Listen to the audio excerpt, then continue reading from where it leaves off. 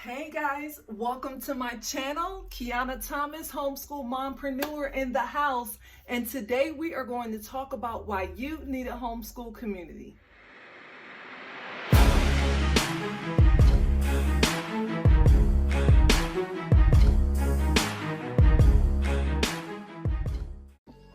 Welcome to my channel. Again, I'm Kiana Thomas, your homeschool mompreneur. I'm so happy that you are here. Today we are going to talk about why you need a homeschool community. As you know, guys, one of my pillars and one of the things that I love talking about is self-care and self-love. And on this homeschool journey, it can get lonely. So I want to talk to you about the importance of connecting. There is a saying, there is a quote out there that I absolutely love. If you want to go fast, it's an African proverb. If you want to go fast, go alone. If you want to go far, go together. So just keep that in the forefront in your mind as we move forward and as we go through this process, because what we want to do and what we want to remember is there are plenty of people that came before us that have gone through this process, that are veterans and that is just like making it happen. And so when we are able to connect and lean on those who have come before us, it makes our path, it makes things a lot easier. So don't feel like you have to do it alone. Don't feel like you are in this alone. Know that you have friends. Know that there are people out here that are in the trenches with you and want to support and want to love on you. So let's talk about where is this community, why you need one, how to find it, etc., etc., etc. But first, I want to ask you and tell you, don't forget to hit the like button and subscribe to this channel for more content. If you are interested in learning all things homeschool, I bring tons of information and educational videos on how to homeschool, being a mom, being a wife, and just loving on yourself. So let's get into it. Why do you need a homeschool community? Again, because this journey can get lonely, and I want you to know that you are not alone. So when you are a part of a community, a co-op, and other homeschoolers, you make those connections and you make friends. You have people that you can call and shoulders you can cry on, and someone you can vent to when things get to be overwhelming, because they will be. Even myself, and I am a teacher. I am a national board certified teacher with my master's degree, former teacher of the year. So accomplished. I said all that to say I am highly accomplished. And even myself at times get overwhelmed in this process. So it is above no one. But when you are in a community and you start feeling that pressure, or you start feeling that just those negative thoughts, that's where that community comes in. That's where you can call your sister, you can call your brother and let them know, hey, I am just struggling right now. I am this or that, and this is going on, and I just need to talk. I just need to vent. Or what do you do in this situation? Like, how do you maneuver through this? So being in a community helps you make those connections. It also helps you connect with others who've been there before you. They can give you some tools and advice, and they can be a shoulder for you. They can be someone to help you through it while you're going through it, and you know that you are not alone. Okay, another reason why, big reason why, that you want to be a part of a homeschool community, because you get to share experiences and expenses. So what that means, let's say, I don't know, Six Flags Great Adventure. And you want to go there, and let's say the tickets, I don't know, I haven't been in a while, but let's say the tickets are $30 if you were just going by yourself, like, you know, as an individual, $30 per person. Well, when you're in this community and in this group, and guys, this is one of the things that I absolutely loved about homeschooling and in my old community where we came from. I was in so many different field trip groups that every Friday we would go here, we would go there. And so what would happen is we would get a group together and we would want to enjoy this thing, this activity, whether it was a Disney play, a museum that was, you know, really expensive. You get a group rate when you get together with a bunch of parents. You are this homeschool community. Now you're considered a school, which you are a school anyway, but now you can call that community, now you can call that organization and say, hey, I got this going on and I have these many people that want to attend. Can you offer us a discount? And guess what? 9 times out of 10, the answer is going to be yes. I don't think there was ever a time, because I actually organized this with one of the groups that I was in and organized field trips and things. And I was trying to think, was there ever a time that I was told no? And I cannot recall off of the top of my head. But hey, not to say that it can't happen. But again, 9 times out of 10, the answer will be yes. And you will get a reduced rate, sometimes $5, $10 off of the ticket price of what it will cost for a single ticket. So you get to share experiences and you get to share the expenses of a thing. That brings me to my next point. You can also get together with groups and buy in on curriculum or materials.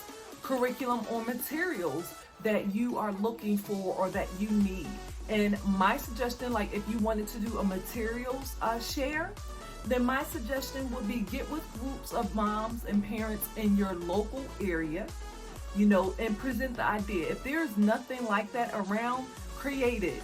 I did that plenty of times, and I'm sure I will continue to do that when I feel that there is a need and I am not finding what I'm looking for. I am willing to create it for my children so we can share in that experience, and then I offer it to others who are willing to join us in that. And I'll tell you one thing that I did create it in just a minute. But the shared equipment. So come together, set some guidelines, put some things in place, and, create a list. So let's say Montessori, because if you all know, those things are expensive and there's a lot of little pieces, et cetera, et cetera. So let's say, I don't know, a expensive piece of math Montessori equipment. I don't know, maybe something that doesn't have a lot of parts, because when it goes to another family, you don't want the responsibility of it getting lost, and but it belongs to the group, and so therefore it creates a problem. So you want to get with, I would say, a small group, 3 or 4 moms, some moms that you have a relationship with, or parents I should say, that you have a relationship with and you guys are close, and just kind of come to the table and say, hey, this is what I was thinking, what do you think about that? And this is how we can do it. 1 month I can take it, 1 month you can take it, 1 month you can take it, and we can kind of just let it live at our house during this time, and call whomever when we need to share it. And again, it has to be people you trust, because you're going to put money in this thing to receive a product that a family is going to share. So that is a way, and you can do that for a number of things, curriculum, and just copy the pages instead of actually allowing your children to write on the pages and you guys share it, if that's something that you want to do. And you can buy in on the cost of that thing. So that is a way to reduce the cost, because we know that sometimes homeschooling can get expensive, especially curriculum. Curriculum is out there, it is very expensive. And I would recommend, just to make sure that we are being ethical about this thing, just get into a group. And then again, you call that organization, you call that whomever it is, and you let them know, I have a group and we want to do a group buy-in. So you are not purchasing like an individual thing, but you're purchasing it for a group. There are tons of organizations out there that are doing this for the digital products, all of those learning programs and things online. They have group buy-ins. So if you get a couple of parents together and then you present it to the executives of that particular learning app or whatever, and you let them know, hey, I want to do a group buy-in. How can we proceed? We are a homeschool community, and this is what we would like to do. We would like to do a group buy-in with your company, with your organization. How can we make that happen? And you will be surprised. They will be willing to work with you and work something out. So that is another good benefit of why you would want to connect yourself to a homeschooling community. Then piggybacking off of the same thing, going along the lines of that, you get to share ideas. You get to exchange, hey, we're doing reading right now. We're working on phonics with my 5-year-old. What are some tips that you guys have? What are you doing for phonics? What did you do for phonics if the kids are older than your child? And you get to again, share in the experiences of more experienced homeschoolers, and you get ideas and you just get feedback. Yeah, this is what I was thinking. What are your thoughts about this? What do you think about that? And so you get feedback and you get help along on your journey. You are not alone, okay? Extracurricular activities, being a part of a group. Guys, when I first started homeschooling, and this was people that were close to me, there is a misconception out there about socialization. For whatever reason, because some people feel like that we should be controlled by the government and by certain people, that we can't have the ability to make up our own minds and do what we feel is right within our own power and own might. We have to do what everyone else is doing. And when you are not doing that, something is wrong, and something's going to be wrong with your children and all. So people had to justify why you should not be homeschooling your children. They had to come up with an excuse or a reason, because honestly, they could find none. Honestly, they could not find a reason to justify why I don't have the right to homeschool my children. And so that reason for the overall community at large is socialization. Let's keep it real. That reason is socialization. And I am here to tell you that socialization is a myth. Again, I was a school teacher. I taught different grade levels. So I taught middle school. I've even owned my own daycare. And I think I showed that like a handful of times, that people know I've owned my own daycare. But so I've actually taught all different ages, from birth to even adults. I even taught adult sewing class. So I've taught all different ages. But the point is, with me having the experiences of all different ages and age groups and all of that, I'm here to tell you, because again, people are complaining about socialization and homeschooling, and they think that, your kids won't have the ability to communicate and do this and do that and do this. I am here to tell, your kids are going to be weird if they're not around other kids. No, your kids are going to be weird because you're weird. I was a teacher, again, in all different levels, and I met weird people and I met cool people. In the school system, in the public school system, in the private school system. So being homeschooled or not has absolutely nothing to do with that child being weird, being disengaged, being whatever. They are like that because that's how their family is, period. So just like in regular school, public schools, etc., you got weird kids walking around and you got weird teachers walking around. Same thing in homeschool and any other environment, because people are people. So you're going to have differences everywhere you go. It has absolutely nothing to do with you being homeschooled. So I just want to put that out there. So there's a myth out there about socialization. Do not worry about that. This is another reason why it's good to connect with the homeschool community. Now I know it's hard. We have COVID-19 going around and a lot of things have shut down. People are afraid to meet. But if you can, even with a smaller group, just get with a few moms, and then just have that meeting like once a week. If you can participate in extracurricular activities, that is a game changer. Extracurricular activities and playing sports helps your children learn so much. It is amazing. It helps them build friendships. It helps them with problem solving. It helps them just cognitively. It just helps in so many different areas. I could do a whole nother post on that, and I think I will. Let me highlight that. I want to talk about that, how it helps. I think that's a great point and a great topic. Okay, so extracurricular activities, again, you can buy in homeschool co-ops. You get to share and experience these things with other people. So that's another good reason why you would want to connect and just kind of partner with a homeschool community. So those were all the reasons why it's a good reason you would want to connect with a homeschool community. Let's talk about where you could find one.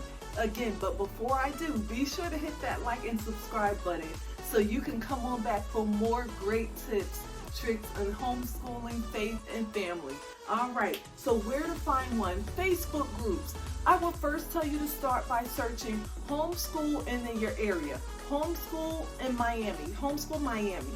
and a ton of Facebook groups will come up, and you will be amazed, honestly, at the options. Okay, and then you can take off the area where you live and just type in homeschool if you're a new homeschooler, or just homeschooling in general, etc. Whatever, wherever you are, pandemic homeschooling, etc. Whatever you want to title that, new homeschoolers, preschool homeschooling, like I can just go on and on and on.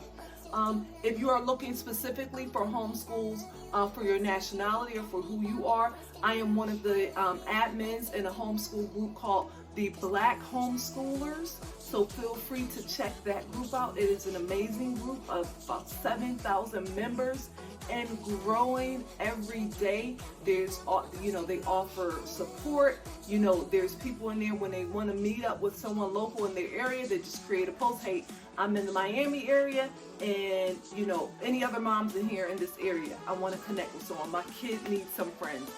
I need some friends. Okay, so Facebook groups, I would say, would be your number one place to go for connecting and finding these groups.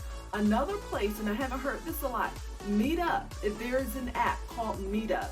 And when I was in the last state where I moved from, I went there on the Meetup app, and again typed in homeschool and found homeschool communities in my local area, and meetups. That's what they were, meetups. They actually get together and they meet up during certain times, and they do activities and things of the sort. So you can do that. That is a great way to find physical, face-to-face. And again, I'm not sure, I have not been on the app in probably a year, because when I moved to my new area, I just did not frequent the app as much.